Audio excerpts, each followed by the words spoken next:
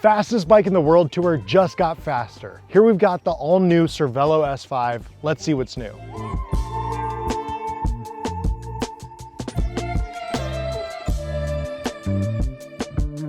It's an all-new, redesigned one-piece cockpit. It's narrower, lighter, stiffer, does everything better. Moving on down to the fork. The fork is deeper, it's stiffer.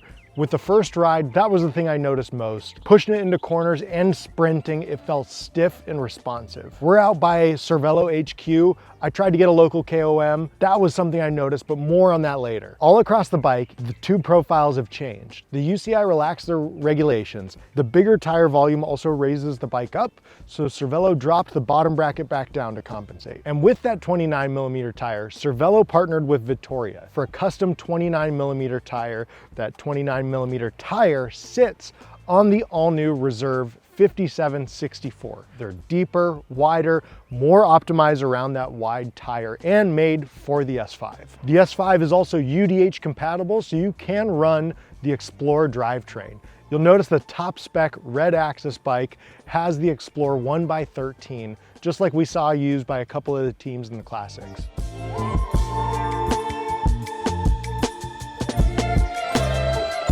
All across, this bike got more aerodynamic and shaved weight.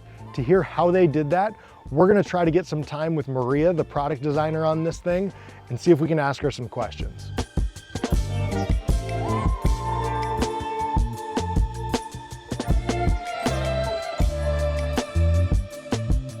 I'm here at Cervélo, and just like a month ago with the Aspero 5, I have the opportunity to get some time with Maria Benson. Thank you so much for joining me. No problem. So we are talking S5 here, and the previous generation S5 was one of the most revolutionary, most successful road bikes of all time.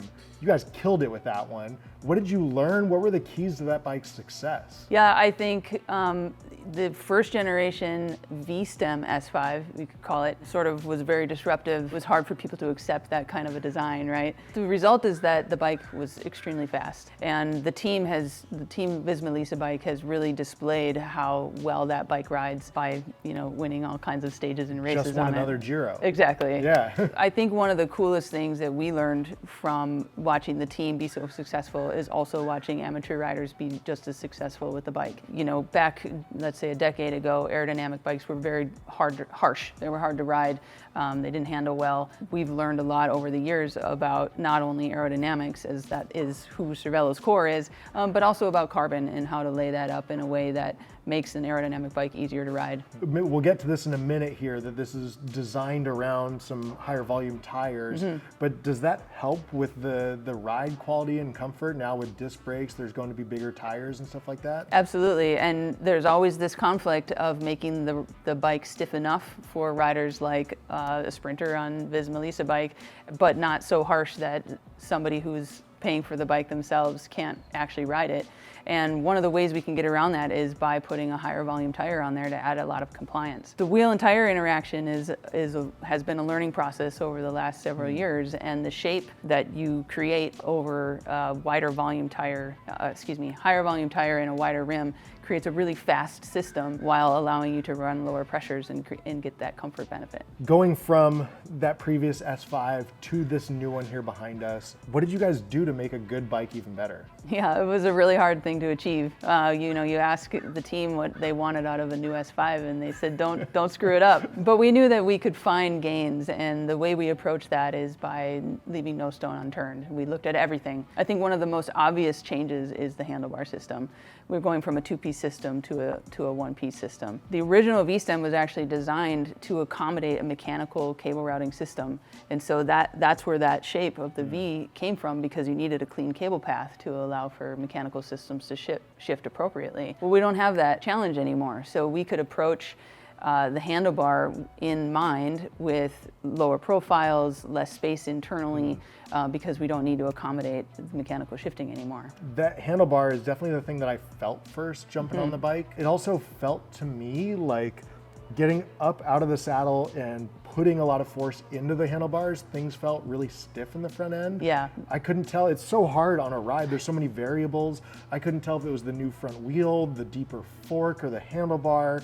But is that something that you guys saw in testing? Is stiffness increase in the front end at all? Definitely. I mean, we test obviously frame and fork separately for stiffness, but then the handlebar being one piece added a lot of stiffness as well. Remove all of those attachment points between the two-piece system and you just get a stiffer system. One of the things I was hearing about this is that it's designed around wider tires. What does that mean? Yeah, that means that we corrected bottom bracket height and trail numbers to accommodate for a larger tire. So bottom bracket goes down slightly because the higher volume tire raises the bike up, so we corrected for that. And then the trail number needs to be brought back in a bit because you put a larger volume tire on, and same thing happens, the trail number grows. Is there anything different about how like the width of the tire interacts with the frame? Did the tube profiles change to accommodate that at all? Yeah, it's had a lot to do with our collaboration with the reserve team. And we've designed the wheels to be a system with the frame and fork. So the shape of the tire is obviously part of the wheel design, but everything together, we need to make that the most aerodynamically efficient system. And one of the ways we achieve that is the rear wheel has actually been offset slightly in rim shape to be directly placed behind the seat tube, because the seat tube actually gets offset to accommodate for the position of the front derailleur. So I noticed the top spec bike is 1-by. What kind of a gain do you see from going to 1-by? We see some aerodynamic gain because you get to remove that front derailleur, take that out of the wind. With the gearing combination that we've chosen for the 1-by system, we went with a 50-tooth front chainring with the Explore gearing in the rear. And that wide cassette in the rear allows the rider to stay in a more efficient chain line for longer periods of the ride or the race. Did you spend much time on the previous generation S5? Yeah, actually I started crit racing again a few years ago, and so I've exclusively been racing the S5 for the last few years. You guys have a great crit scene down here. So we do, it's a fun area to be in, yeah. Awesome. And you've been on the new S5 for a little bit Yeah, for now? a couple months now, yeah. Sweet. Can't wait to race it. Yeah, now it can actually go out in public. That's good. Right. Yeah. What do you feel when you hop on the bike? I think similar to you, the first thing I noticed was that front end stiffness and the responsiveness I got when I stood out of the saddle. Well, thank you so much for your time. Thanks for answering the questions we have. No problem. And thank you for designing one of the fastest bikes I've ever seen. Of course.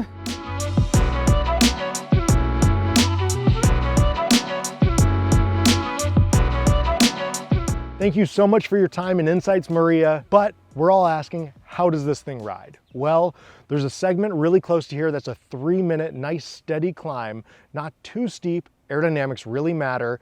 The KOM is currently held by Kevin Vermark, World Tour rider, not a Cervélo rider. So we're gonna see if this thing can get me anywhere close to as fast as a World Tour rider.